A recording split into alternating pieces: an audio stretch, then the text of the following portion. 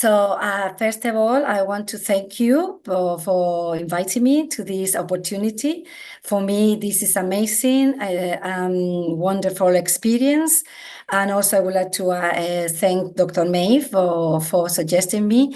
So I'm so delighted to be here today because I've been following for many years, and I think your role, what you're doing, is amazing in this giving information to midwife, a student midwife, being in social media and everything. This is the what is the actual need, really. So from my side, I just wanted to highlight, before I start with my presentation, because the examples I'm going to give, I'm going to take the opportunity to share a little bit of the experience in Qatar. As you mentioned before, in different countries are with different stages, and this is very interesting. And I think Middle East is an area as well that is not very well known worldwide. And also within the Middle East, we are different stages. So Dr. Maeve, she works in Abu Dhabi. The midwifery services, even though she's mentioned that still is not fully covered, all of them, it is more advanced than in us. Okay, and also the university, you started a few years ago, and in Qatar it's just coming this year. So for us, I have to say that when I started working here 7 years ago, we didn't have midwifery services at all. Just for you to have an idea when I'm talking about education as well, because I'm going to give examples of our in-service education. So we started with postnatal community services. This is the first success midwifery service. Then we have done the midwifery-led unit in antenatal. And also we have managed to open a birth room, midwifery-led birth room. And that's where we are really now. So still, implementing from policy making, midwifery policy, a scope of practices, working at national level. But Qatar really is really looking forward to implement midwifery, because we know, and they know, and they're aware that the importance of midwives to make a difference in women's and babies' life. So without further ado, I want to start to talk about my presentation, where we are talking all about positive clinical learning environment. But the perspective I'm going to be sharing today with you is about what are the global standards we have and what tools can we use, particularly in countries where midwifery also is not established, but also to make sure that we are all in the same page in the standards according to the ICM and WHO. So what are these guides I'm going to present to you? The framework for action for strengthening midwifery education. I think this is a very important document which has been developed in partnership from WHO, UNICEF, United Nations Funds, and ICM. Okay, this document or report, it not only shows us the evidence of the impact of quality midwifery education on outcome for women's newborn children and adolescents, but also it's a guide to develop high quality, sustainable pre and in-service education, but also highlights that the best midwifery education is based on what women and newborns need, and very importantly, and this is something I want to highlight, that interprofessional learning and teamwork is effective. Okay. This framework also gives us an important 7-step action plan to strengthen this quality midwifery education. And this action plan includes 7 steps for all stakeholders who are involved with maternity and newborn health. These action plans support the implementation, obviously, the global strategy for women's, children's, and adolescent health, 2016 to 2030. And as you can see, it moves similar to a quality project cycle, moving through a cycle of act, monitor, and review, which is continually updated to review the progress, identify barriers, and make the changes needed. At each step, monitoring and evaluation of change takes place. So as you can see, it is important, like in the case of Qatar, we have to start with the step one, strengthen leadership and policy. So we created our midwifery policy, for instance. We are now developing the midwifery strategy, education strategy. So we are looking at exploring what are the gaps in education, in midwifery education, in the hospital. We are asking them, what do they need? What do they feel? We have done surveys to the midwife or existing midwife. By the way, I haven't mentioned that in total, we only have about 150 midwives. And we are talking about a huge organization with several hospitals, with more than 20,000 births per year. So as you can imagine, this is important as well. So the survey, we talk to them, ask them what they feel they need. We look at AMOC reports as well. But this is just what I want to highlight. This is important to do a needs assessment. And as you can see, and in this cycle, we have to be continuously including monitoring. We cannot create one program and then get stuck in there for years and years without monitoring if it's working or not. And also obviously review and then evaluate and then again and again keep monitoring all the time. So this is an important cycle that I wanted to share about the 7-step action plan. And also they share the fullest goal of midwifery education and care, because again, as Dr. Maeve mentioned before, in different countries, even though we are all midwives from different countries, I have learned that we are not at the same level of the standards of the ICM. So that's why it's important to have standards of what is the fullest goal of midwifery. In countries like in the Middle East, as it's more focused about intrapartum, but that's why we have mainly the midwife, but also we have the midwifery-led care, the antenatal care, obviously, and all these scope of midwifery education that we have to ensure that we cover in order to raise the standards. So now I wanted to share the ICM Global Standards for Midwifery Education. I don't know if everybody's familiar with the new website, and I recommend everybody to navigate about it because it gives us enormous resources. So the ICM standards of midwifery education, as you know, are essential pillar for the ICM's efforts to strengthen midwifery worldwide by promoting high quality education programs. These ICM standards for midwifery are based on foundational ICM core documents and positions statements. And these standards address inclusion of the essential competencies of midwifery that is mentioned already as the basis of the midwifery curriculum. So the purpose of the ICM standards for midwifery education are here. So they give us set benchmarks for programs that prepare students for entry to practice, but also promote high-quality teaching and learning processes, ensure the ICM essential competencies for midwifery practice are included in the curriculum, provide a framework for designing, implementing, and evaluating educational programs, assist programs to engage in continuous quality improvements and ongoing process, enable systematic reporting and quality indicators to the public, midwifery profession, healthcare system, contribute as well to systematic improvements. So as you can see, continuously quality improvement processes, and also, additionally, the ICM standards for midwifery education may be used to promote a common understanding and approach to midwifery education, assist other midwifery accrediting agencies, government, health education departments, and education institutions, and it serves as a guide, for all the programs, but very importantly, meeting always the ICM midwifery education and accreditation program. I've got one of the ICM global standards for me, and I don't know if you see, but it's a very comprehensive document, and you can download it from the website, but at the same time, it's quite easy because it's only 10 pages.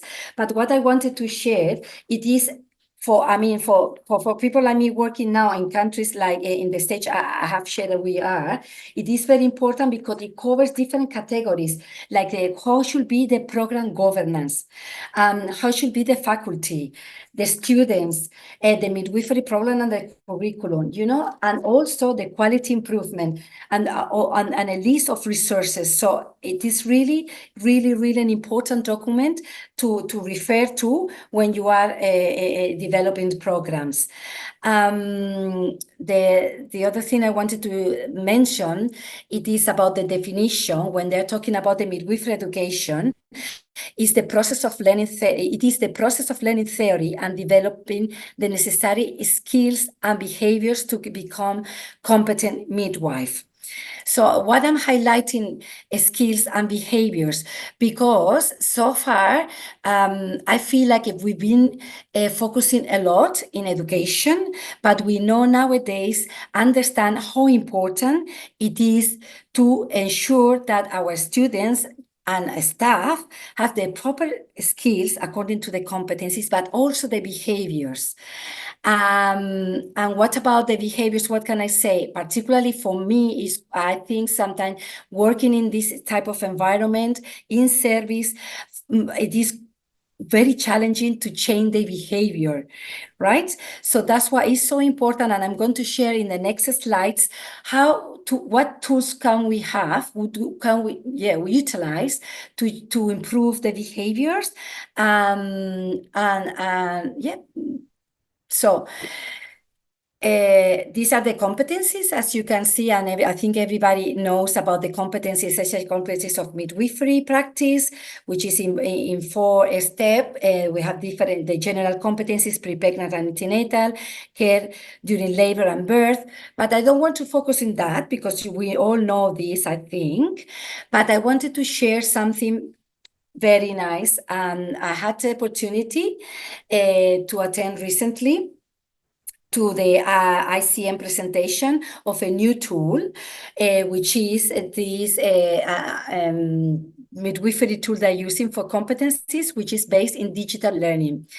So what I'm talking about, changing behavior, I like to talk about simulation use as a part, supporting very much about the changing behavior. And I think when we're utilizing simulation, it is important to have simulation tools like obviously the mannequins, but also incorporate to have another knowledge about another tools, which could be like digital learning solutions like they presented the other day. I really like this webinar because they titled the Transforming Midwifery Education. And yes, we are moving to another paradigm of teaching. We have to move from the education and putting the PowerPoints and guiding, and doing like only focusing in the theory, where we should be focusing more in hands-on practice and developing the skills and reflection, So for that, that's what I wanted to share, what they were sharing the other day in the ICM presentation. I didn't mention, but I think it's worth to mention, and I have to mention that it was presented by our chief midwife, Jackie Dunkley, also the chief executive, Sally Perman, and Anna Baglas. So this, I like it very much, this webinar, because there was the perspective experience of this new digital tool, which is shared by, utilized by mentors, lecturers in the university and educators. And I make some notes about what is the feedback in using this. So for instance, they said, the students said, I felt more prepared. I felt not evaluated. I felt in a safe environment, this is very important, to feel more relaxed. Because as we know, as Dr. Maeve was mentioned before, when sometimes we go directly to the clinical environments, it gives us a lot of stress. So what is interesting about these sort of tools is that they say they can repeat and repeat and repeat it again. And very importantly, it is a peer peer-to-peer modality. So the students, they do it in their own time, and they can practice again and again. And what is interesting is that they do this immersive, because this is what I advocate a lot, immersive practice, education and simulation. So where you change the roles. So for instance, the first time I heard about this sort of education actually was a long time ago, was another male midwife who is Spanish. I'm sure you know, Felipe Castro. He's been ages in UK, and I really like it in a conference when he gave an example about water birth, and then they were putting obstetricians into the pool. I mean, simulating pool, water and everything, as you can imagine.